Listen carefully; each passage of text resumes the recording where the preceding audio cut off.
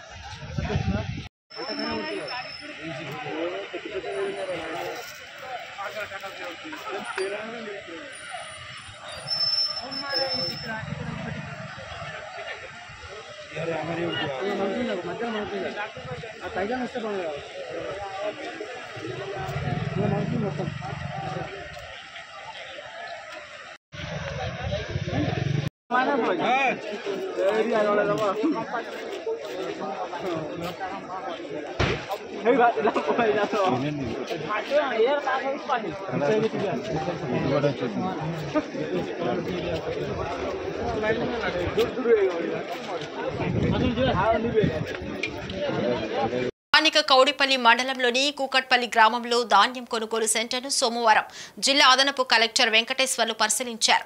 ఈ సందర్భంగా మాట్లాడుతూ ధాన్యం కొనుగోలులో సరైన తేమ శాతం నమోదు చేయాలని, ధాన్యం కొనుగోలులో రైతులు అధైర్యపడవద్దని, రైతులకు అండగా ఉంటామని, ధాన్యం చివరి గింజ వరకు కొంటామని, జిల్లాలో ధాన్యం సేకరణ ఈ నెల ఆఖరి వరకు పూర్తి చేస్తామన్నారు. ధాన్యం కొనుగోలులో రవాణా కోసం ఇతర జిల్లాల నుంచి అదనపు వాహనాలు తెప్పించామని, అదనపు వాహనాలలో లోడింగ్ నడుస్తుందన్నారు. దళారులను నమ్మొద్దని, కొనుగోలు కేంద్రంలో అన్ని సౌకర్యాలు కల్పించామన్నారు. ఈ కార్యక్రమంలో సిబ్బంది తదితరులు పాల్గొన్నారు.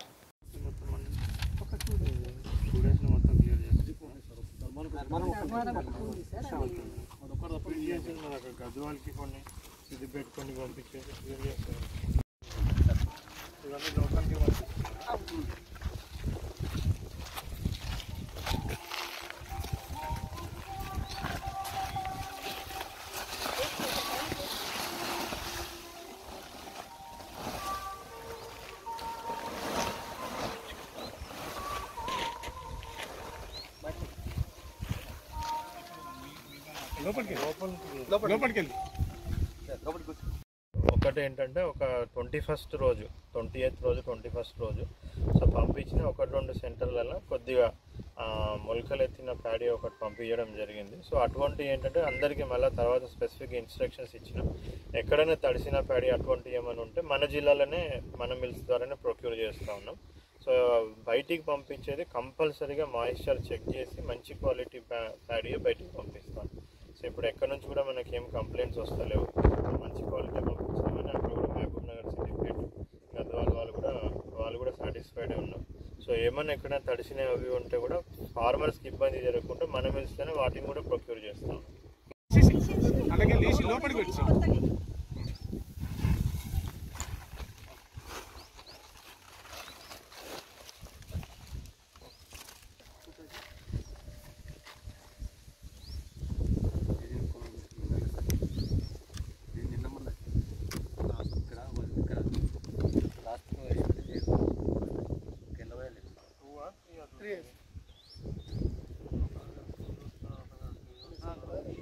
వరంగల్, ఖమ్మం, నల్గొండ పట్టభద్రుల ఎమ్మెల్సీ ఉప ఎన్నికల సందర్భంగా హన్మకొండ జిల్లా ఎన్నికల అధికారి, జిల్లా కలెక్టర్ సిక్తా పట్నాయక్ సోమవారం హన్మకొండ ఆర్ట్స్ అండ్ సైన్స్ కళాశాలలో ఏర్పాటు చేసిన పోలింగ్ కేంద్రంలో తన ఓటు హక్కు వినియోగించుకున్నారు. అనంతరం కలెక్టర్ మాట్లాడుతూ పట్టభద్రుల ఎమ్మెల్సీ ఉప ఎన్నికల పోలింగ్ సజావుగా జరుగుతున్నదని, ఓటు హక్కును తాను బాధ్యతగా వినియోగించుకోవడం జరిగిందని తెలిపారు.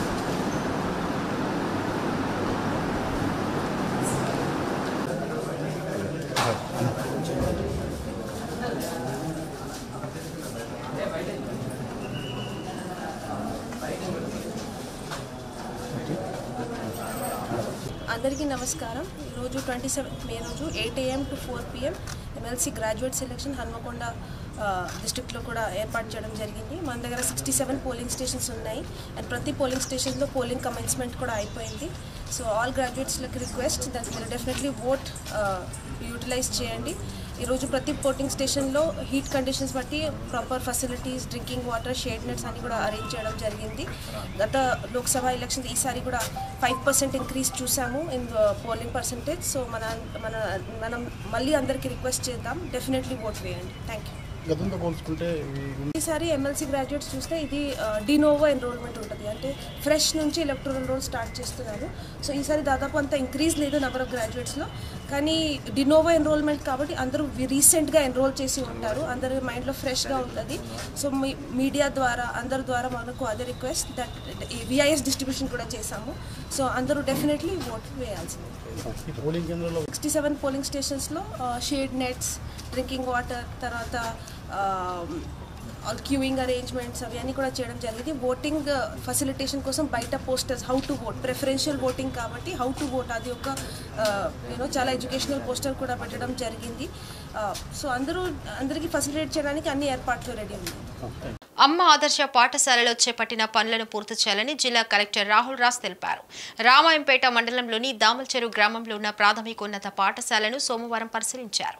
ఈ సందర్భంగా కలెక్టర్ మాట్లాడుతూ ప్రభుత్వ ప్రాథమిక ఉన్నత పాఠశాలలో జరుగుతున్న అమ్మ ఆదర్శ పాఠశాల పనుల పురోగతిని ఆరా తీశారు. విద్యార్థులు మంచిగా చదువుకునేందుకు అనువుగా ప్రభుత్వ పాఠశాలలో సౌకర్యాల కల్పనకు మరమ్మతులు పనులు చేపట్టినట్లు తెలిపారు. పాఠశాలలు పునఃప్రారంభం నాటికి ఒక పని పెండింగ్ లేకుండా అన్ని పనులు పూర్తి చేయాలని ఆదేశించారు. ప్రభుత్వ పాఠశాలలో విద్యార్థులు హాజరు శాతాన్ని పెంచడం లక్ష్యంగా ప్రభుత్వ పాఠశాలను బలోపేతం చేసి పాఠశాలలో కావాల్సిన మౌలిక వసతులు కల్పించడం జరుగుతుందని తెలిపారు. పాఠశాలలో విద్యుత్, మంచినీరు, మరుగుదొడ్లు, హ్యాండ్ వాష్, ప్లాట్ఫామ్ వంటి మౌలిక వసతులతో పాటు చిన్న చిన్న మరమ్మతు పనులు సైతం పూర్తి చేయాలని అన్నారు. ఈ కార్యక్రమంలో విద్యాశాఖ అధికారి నీలకంఠం సిబ్బంది పాల్గొన్నారు.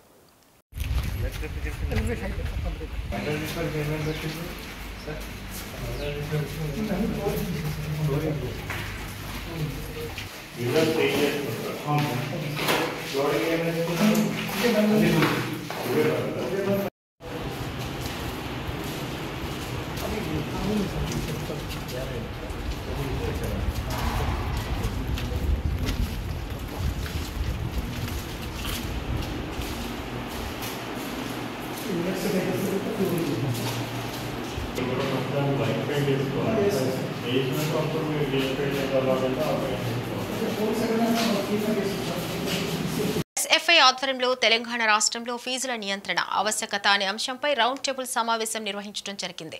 ఈ సమావేశానికి ముఖ్య అతిథిగా మెదక్ సిటిజన్ ఫోరం అధ్యక్షులు, టీపీటీఎఫ్ రాష్ట్ర మాజీ అధ్యక్షులు కొండలరెడ్డి హాజరయ్యారు. ఎస్ఎఫ్ఐ ఆధ్వర్యంలో తెలంగాణ రాష్ట్రంలో ఫీజుల నియంత్రణ ఆవశ్యకత అనే అంశంపై రౌండ్ టేబుల్ సమావేశం ఎస్ఎఫ్ఐ జిల్లా అధ్యక్షులు సంతోష్ అధ్యక్షతన కేవలం కిషన్ భవనంలో జరిగింది. ఈ సందర్భంగా మెదక్ సీనియర్ సిటిజన్ ఫోరం అధ్యక్షులు కొండలరెడ్డి మాట్లాడుతూ తెలంగాణ రాష్ట్రంలో ఫీజుల నియంత్రణ ఆవశ్యకత అంశంపై రౌండ్ టేబుల్ సమావేశం నిర్వహించడం సంతోషకరమైన విషయమన్నారు. విద్యారంగంపై అనేక అంశాలు చర్చకు వచ్చాయి. ఫీజుల నియంత్రణ అంశం రావడం అంటే కార్పొరేట్, ప్రైవేటు పాఠశాలల సంఖ్య పెరిగిందన్నారు. గతంలో ప్రభుత్వ పాఠశాలలు ఎక్కువగా విద్యార్థులు ఉండేవారు. ప్రస్తుతం 60% ప్రైవేటు, 40% ప్రభుత్వ పాఠశాలలో విద్యార్థులు ఉన్నారు.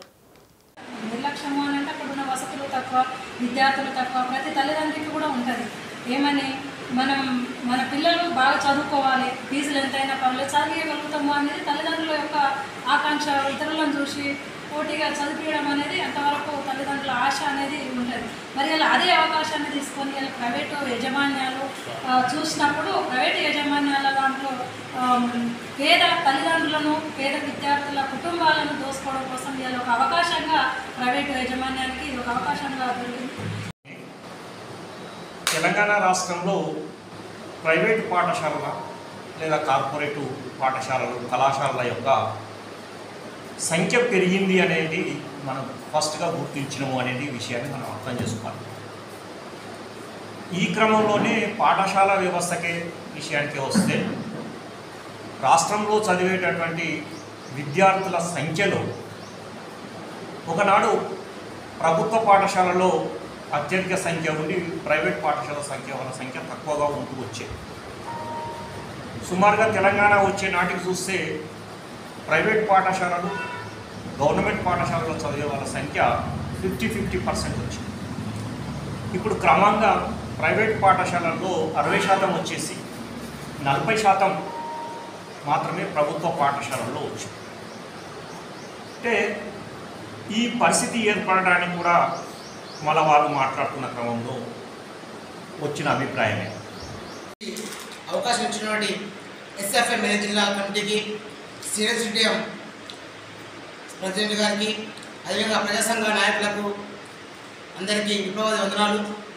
హైదరాబాద్ చింతల్లో రియల్ ఎస్టేట్ వ్యాపారి కిడ్నాప్ హత్య. ఈ నెల 24న చింతల్లో అదృశ్యమైన బిల్డర్ మధు బీదర్ సమీపంలో లభించిన మధు మృతదేహం. మధును కిడ్నాప్ చేసి హత్య చేసినట్లుగా గుర్తింపు. మధు దగ్గర ఉన్న 5 లక్షల నగదు, విలువైన ఆభరణాలు మాయం చేశారు. కిడ్నాప్ చేసి హత్య చేసినట్లు అనుమానం వ్యక్తం చేస్తున్నారు.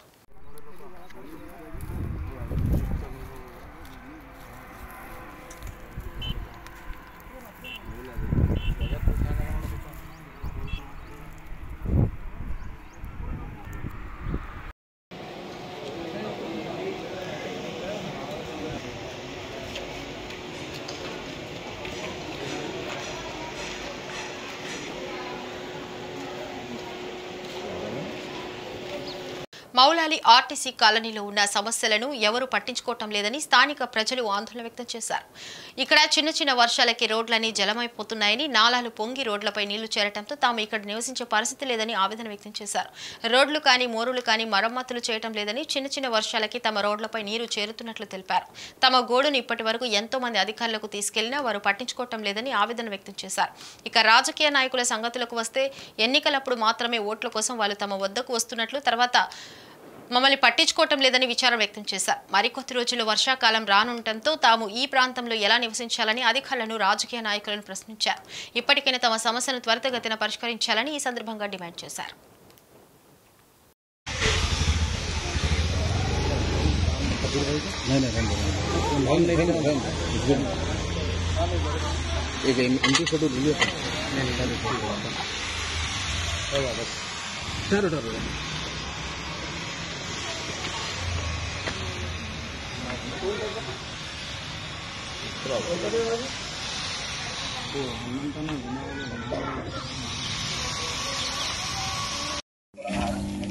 ఇగో చిన్న వానలకే మా ఇండ్లు నిండిపోయినాయి నాయన. మాకేమో నడవనికి చేయనికి దారిలు లేవు. మరి చేస్తా అంటుండ్రు. మరి ఎవరు చేస్తారయ్యా ఇది? మీరు ఎక్కడి నుంచి మాట్లాడుతున్నారమ్మా? ఏ కాలనీ, మీ ఏ బస్తీ? కృష్ణానగర్ కాలనీ నుంచి మాట్లాడుతున్నా. Hanuman Nagar Moula Ali, Hanuman Nagar second bus stop. ఏంది మీ సమస్య? ఏంది ఈ బస్సు చూడాలి? గడ మీద కూర్చొని, సీట్ల మీద కూర్చొని మాట్లాడితే అవుతుందయ్యా? ఓట్లు వేపించుకుని కాళ్ళు మొక్కి, చేతులు మొక్కి, ఇప్పుడు కాళ్ళు మొక్కటాడు లేడు, చేతులు మొక్కటాడు లేడు. మాకు మరి రోడ్లు లేవు, మాకు ఇళ్లలో నీళ్లు జోరిపోయినాయి. మరి ఎట్లయితే చెప్పు? కొంచెం పని చేసిపోయినారు అంతే, ఇక అయిపోయింది. గడ్డలు కూడా నేనే చూపించినాలి. అన్ని సగం కూడా కాదు, అది సగం పనులు కూడా కాలే. గడ్డలు ఉండే, గడ్డలు మొత్తం మేం చేపించుకున్నాం. అవి ఇల్లు మొత్తం ఇళ్ళలో జోరిపోయింది వాన. ఇప్పుడు ముందు ఉన్న రోడ్లు కూడా ఖరాబ్ చేసిండ్రు. మళ్ళీ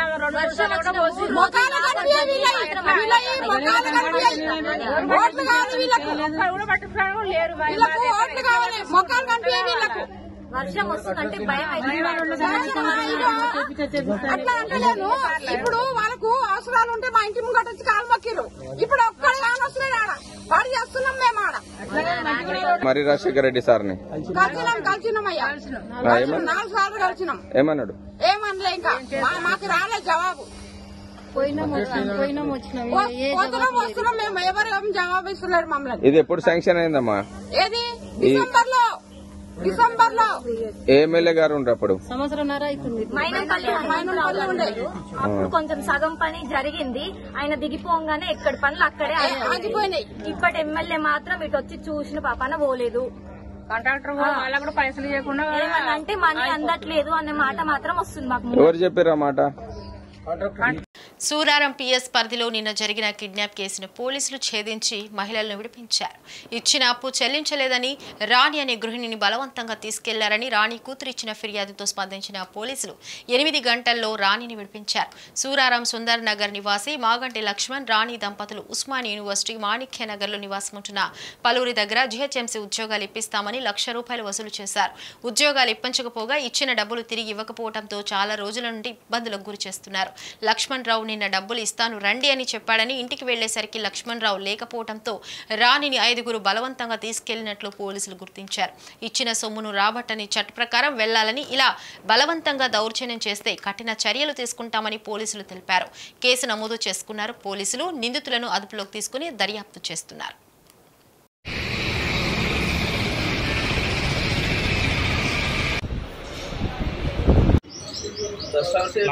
తీసుకో ఏం కాదులేండి, ఏమవుతుంది?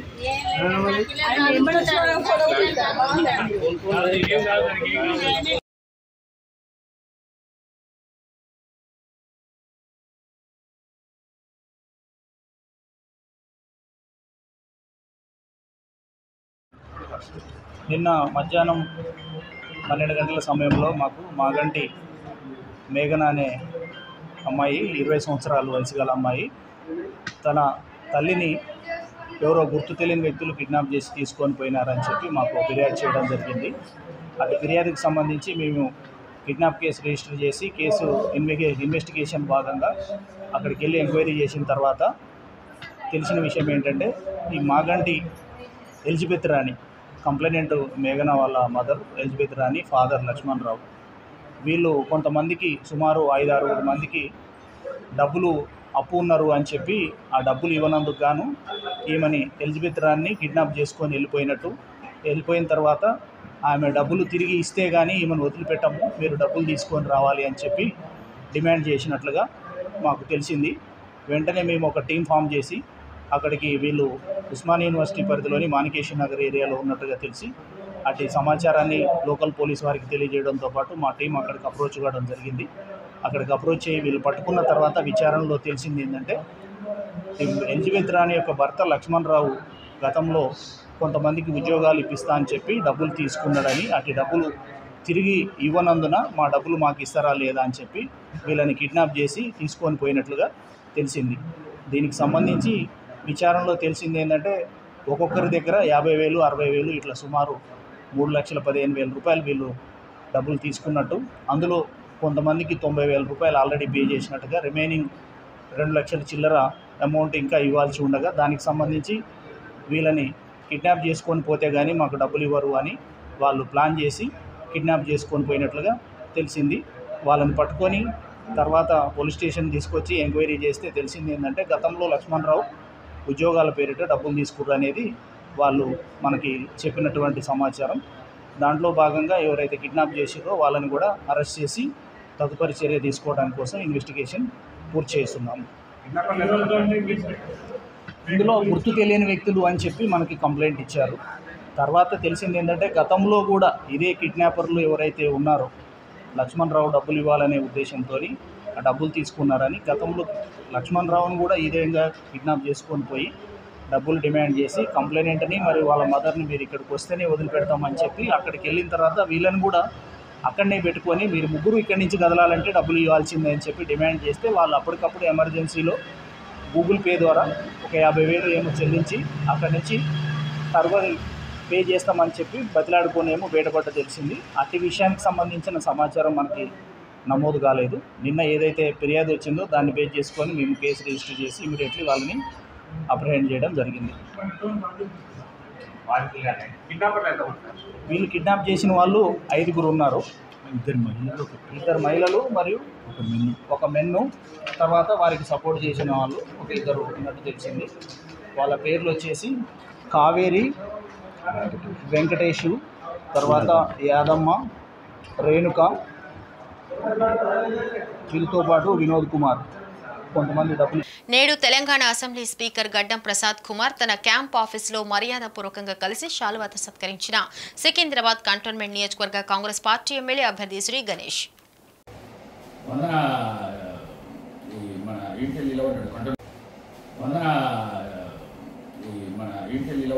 కంటోన్మెంట్ నియోజకవర్గ వార్డ్ 6 సీతారాంపురంలో నల్లపోచమ్మ దేవాలయం 28వ వార్షికోత్సవం ప్రవీణ్ యాదవ్ ఆధ్వర్యంలో ఘనంగా నిర్వహించారు. ఈ కార్యక్రమానికి ముఖ్య అతిథిగా కంటోన్మెంట్ కాంగ్రెస్ పార్టీ ఎమ్మెల్యే అభ్యర్థి శ్రీ గణేష్ పాల్గొని ప్రత్యేక పూజలు నిర్వహించారు. అనంతరం ప్రవీణ్ యాదవ్ మరియు కాలనీవాసులు శ్రీ గణేష్ శాలువాలతో సత్కరించారు. ఈ కార్యక్రమంలో కాలనీవాసులు, భక్తులు అధిక సంఖ్యలో పాల్గొన్నారు.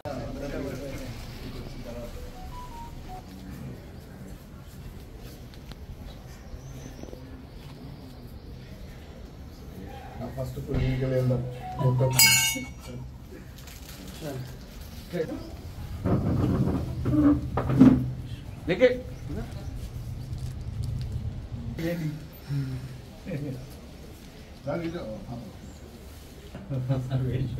అక్కడ చూడండి